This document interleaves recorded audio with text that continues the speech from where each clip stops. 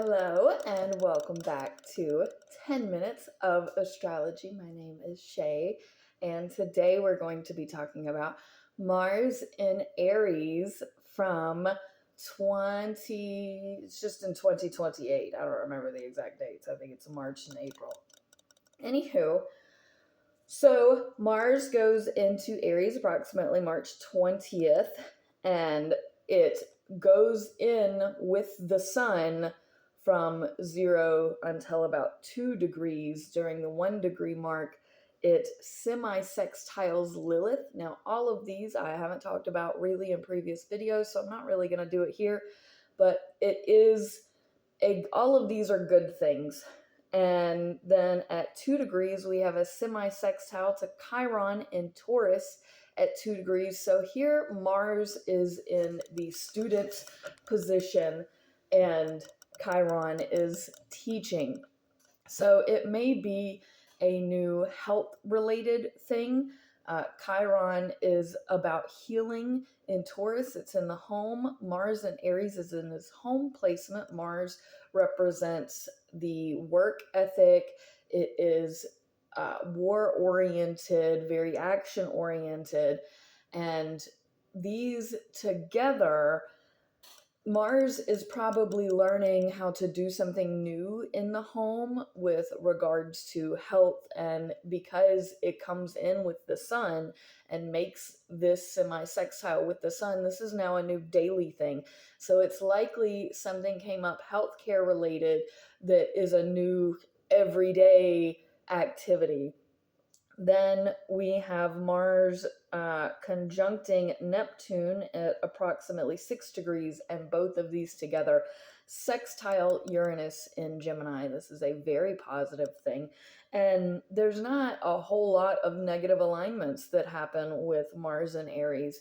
The only cause for concern that I have is because Aries is so explosive of an energy and is so igniting because it is first, it's immediate, then that can lead to more like big upheaval, problem, drama type of stuff.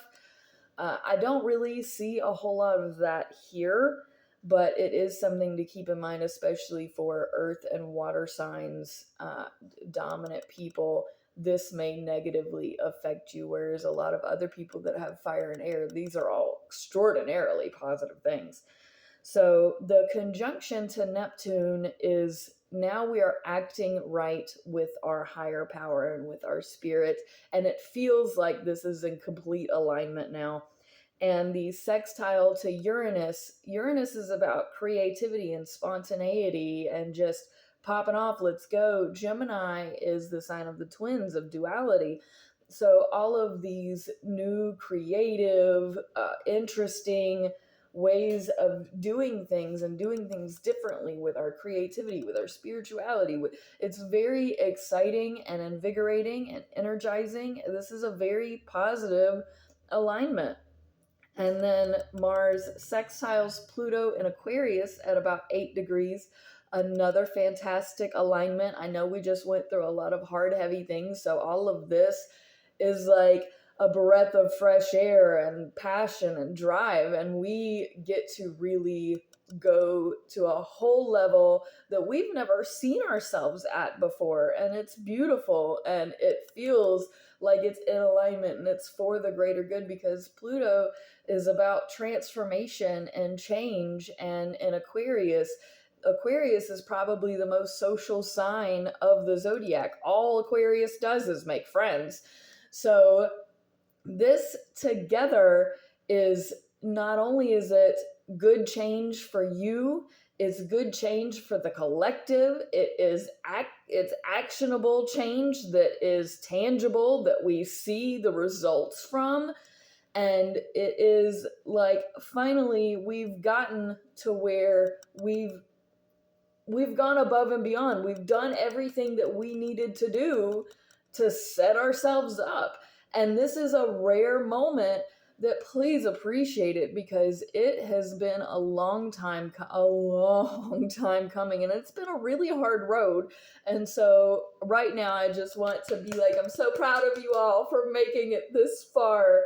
If you will remember for me to press every single button, that would be great.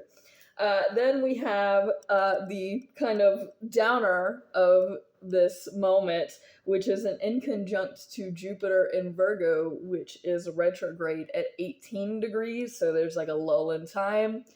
And then at 18 degrees, there's this inconjunct, which is the bigger scale communication, the way that we perceive luck, and how things can get out of hand with Virgo, which is the critique, perfectionism, detail oriented nature. So it may be that we've done all these things, but there's just one little detail that wasn't it wasn't right.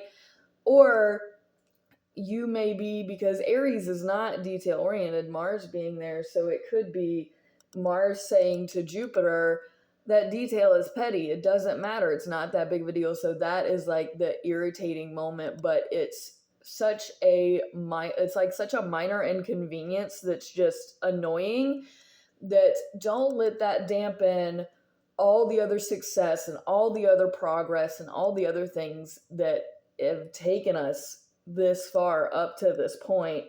Then Saturn goes into Taurus, and that is a very big change, because now it is a positive change, but it does happen during this Mars transit, and then Mars goes into Taurus approximately April of 2028. And I want to remind you all to look at the housekeeping that I have in the comments if you want to keep up to date with anything. I do also want to mention, which I don't ever because I usually don't have enough time, I also have an astrological mathematical equation that I have created that I have found to be extraordinarily beneficial. So when I was single, I created this because I just needed to know who to look for in a person and who should be my person. And I was so lonely at the time when I made that I just was desperate to find my one. And so I created that equation, and I eventually did find not the person with that birth date, but with somebody with many, many similarities to the birth dates that I found. So what I did was I created the equation to be able to find the birth date of your most compatible match in another person. Now, I can't give you the person, but I can give you a list of dates and qualities and signs and alignments to look for in other people that would be most beneficial and healing to you. For example, I have to stay away from Libras, whereas somebody else may need to draw in a Libra. So if you're interested in that, the equation usually takes me anywhere from 1 to 5 days, depending on who you are as a person. I'm currently working on an equation right now where I need to communicate with the person I'm working on it for, that they need to, because they are not a realistic person when it comes to meeting other people. And so I need to explain to her that I can't help her if she's not going to be realistic, that humans are, because she has a Virgo ascendant, and to her, no one is perfect or good enough. And so I got to reality check her before I continue on with her equation. So far, she's the only person that I've ever met that I'm like, hold on, before I even finish this, can you accept people are human? Like, they're not perfect. So past that, I have helped a lot of people doing this. I've got a cousin who, she took my advice and tried to find somebody who met, and they are doing phenomenally. So if you're interested in that, please reach out. Because that takes so much time, I usually charge about $500 to do all of that. But it's absolutely long-term worth it. And anytime you ever have questions about it, that 500 covers for life any questions that you have about any other people in the future that aren't that but may have similar attributes. I've got to go to work now. Peace out, fam. Much love.